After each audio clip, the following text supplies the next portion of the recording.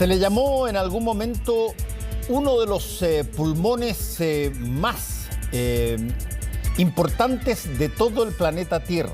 Me estoy refiriendo a la Amazonía. Una cantidad de bosques, una cantidad de producción de oxígeno de forma pero impresionante. Y de pronto aparece simultáneamente la forma de producción de madera, pero a rajatabla, que se ha dado en Brasil en los últimos años, de las cuales han habido varias organizaciones que han advertido sobre esa producción tan descarnada.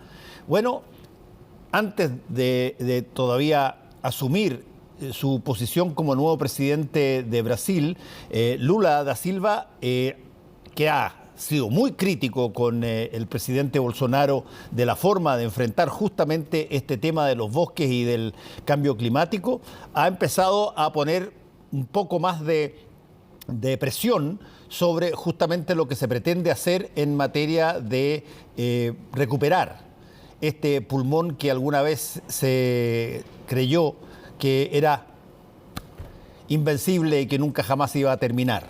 Raúl, ¿cómo estás? Hola, Fernando. Yo no sé si se puede recuperar, pero por lo menos lo que se puede hacer es frenar el deterioro, porque en los últimos años el Amazonas ha sufrido ya, tiene una pérdida del 18%. Algunos analistas señalan que entre el 20 y el 22% podría entrar en una situación de no retorno, es decir, en una destrucción que se alimenta a sí misma y que va a terminar la Amazonía, terminar de ser el principal bosque en la Tierra y, como tú bien señalabas, uno de los principales generadores de oxígeno, y por esa vía también un elemento central en el combate al calentamiento global. Y si esto continúa, el ritmo, si Lula no le pone atajo, esto podría llevar a una situación muy crítica, también desde el punto de vista internacional, porque en situaciones anteriores, en más de una oportunidad, Estados Unidos y otros países le han advertido a Brasil que tiene una responsabilidad histórica de preservar la Amazonía, que la Amazonía es el pulmón verde más importante del planeta y que si no lo protege, habrán otros que lo harán.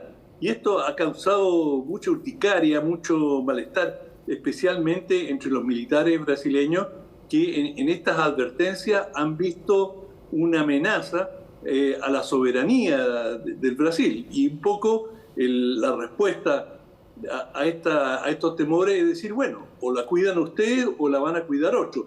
Pero no podemos, el planeta no puede vivir sin la Amazonía y no puede vivir sin ella porque el calentamiento global no es solo el aumento de las temperaturas, cambia todo en el planeta. Cuando digo todo, por ejemplo, va a cambiar las corrientes marítimas y sabemos qué pasa cuando hay la niña o el niño, cuando hay cambios en las corrientes marítimas, cambia la economía de los países, es decir, la agricultura sufre. Y esto a su vez se traduce tiene efectos sociales. Claro, si la gente no se alimenta o no tiene los insumos a los cuales están acostumbrados o a los cuales necesitan, bien, estamos en una situación completamente diferente.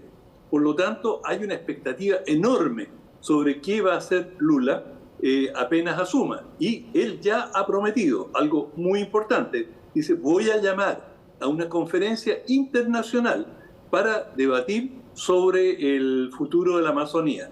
Ahora, esto, en Brasil también van a haber resistencias muy importantes a esta idea de internacionalizar, porque, Brasil no va a renunciar nunca a su soberanía sobre su territorio, pero a invitar a otros a discutir sobre algo que muchos, sobre todo los militares en Brasil, y sus aliados estiman que no tienen nada que opinar al respecto. Este es un problema puramente doméstico. De manera que acá se abre un gallito, por así decirlo, el cual vamos a ver cómo se resuelve el 1 de enero, teniendo en cuenta que todavía hay rumores en Brasil de que podría haber alguna sonada golpista, que los intentos de frenar a Lula no se han extinguido por completo.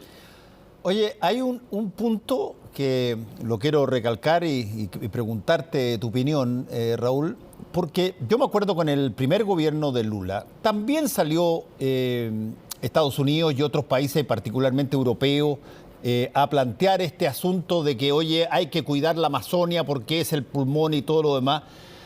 Y fíjate que en esa época, Lula, en uno de sus respuestas, dice, a ver,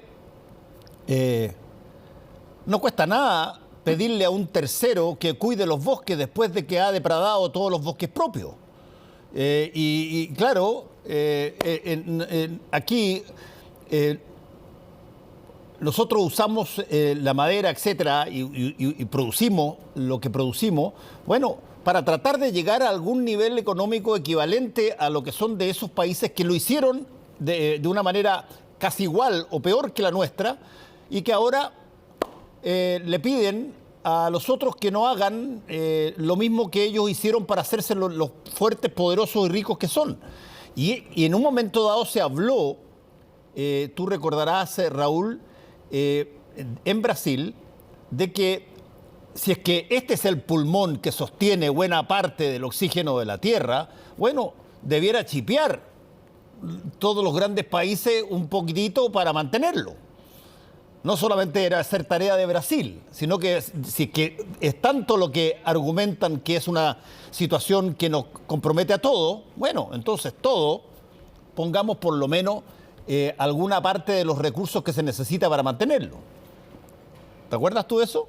Claro, sí, y esto se ha discutido muchas veces, no solamente en Brasil, otro país amazónico, Ecuador, en algún momento se le planteó de que frenara explotaciones petroleras y bueno, Ecuador en ese momento planteó, muy bien, pero bríndennos una ayuda internacional que nos permita reemplazar el ingreso que vendrá del petróleo, porque Ecuador es un país pobre y requiere, digamos, si no vamos a poder explotar nuestro petróleo para proteger la selva, bueno, dennos algún tipo de compensación por ello. Y en principio, un principio de acuerdo, ¿quién sino los noruegos salieron, que tienen muchos fondos internacionales, y dijeron, nosotros nos hacemos cargo por lo menos de una parte de esto, y inicialmente esto caminó bien, pero se fue enredando y es muy difícil calcular estas situaciones, y en definitiva todo el acuerdo previsto quedó en nada, y bueno, hubo cambio de gobierno y todo esto se ha ido diluyendo. Por lo tanto, es muy complicado. Ahora, Brasil tiene una capacidad de negociación muy grande, y yo creo que también Lula ha cambiado de puntos de vista. Yo creo que Lula inicialmente tomó muy en serio el tema ambiental, pero como suele ocurrir muchas veces, en forma gradual fue considerando ingresos e inversiones, y eso fue ganando mayor preeminencia en el gobierno. De hecho, renunció su ministra de Medio Ambiente, y hay quienes piensan que él no hizo todo lo que pudo hacer en su gobierno, pese a que ha sido uno de los mejores gobiernos en términos de la protección de la Amazonía. Y yo creo que él aprendió de su gestión pasada, y ahora no solamente está hablando de medio ambiente, también le ha dado mucho énfasis a la protección de la población indígena que sobrevive en la zona selvática y que se ha visto amenazada por las empresas mineras, especialmente los buscadores de oro, que contaminan los ríos, utilizan elementos químicos que son tóxicos, por supuesto las madereras, y en general mega empresas agrícolas que devastan zonas enormes para reemplazar esas regiones por cultivo rentable. Y también está el tema de la madera, y madera muy escasa, y si tú miras las cifras de devastación de la Amazonía, son 111 hectáreas por hora. Por hora, cada hora en la Amazonía se desmontan, se destruyen esta cantidad de árboles. Es decir, 1.600.000 árboles en los últimos 4 años. Es decir, son cifras que no vale la pena seguir dando estadísticas porque es difícil asimilarlas. Cuando hablamos de superficies tan enormes, y todo esto repercute en todo tipo de situaciones, es decir, en las lluvias, todos los sistemas climáticos resultan afectados por esta destrucción del Amazonas, de manera que es verdad, no es una especulación, que esto afecta a todo el planeta. Sí, estoy de acuerdo, pero es una cosa compleja cuando eso que como tú lo dijiste en el caso de Ecuador, cuando aquello que tiene externalidades negativas tremendas y tiene una serie de cosas contraproducentes muy fuertes, al mismo tiempo es lo que te da la riqueza.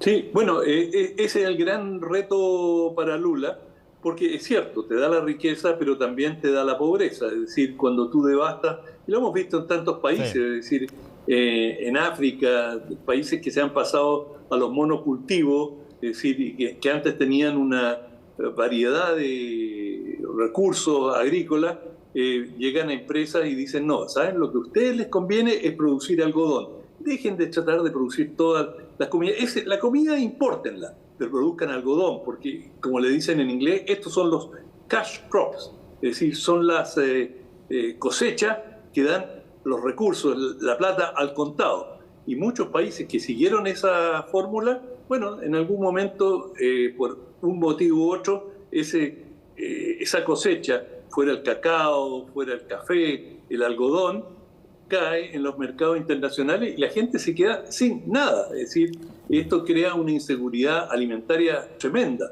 De manera que hay tantos factores que hay que considerar en esto, pero el caso de la Amazonía probablemente va a ser la lupa con la cual va a ser juzgado Lula y internacionalmente. No hay ningún otro elemento más importante para Brasil que cuál va a ser su comportamiento frente a la Amazonía. Bueno, estaremos atentos, Raúl, que te vaya muy bien, nos encontramos mañana. Chao. Sin falta. Chao, viejo. Hacemos una pequeña pausa y volvemos con el Ojo con.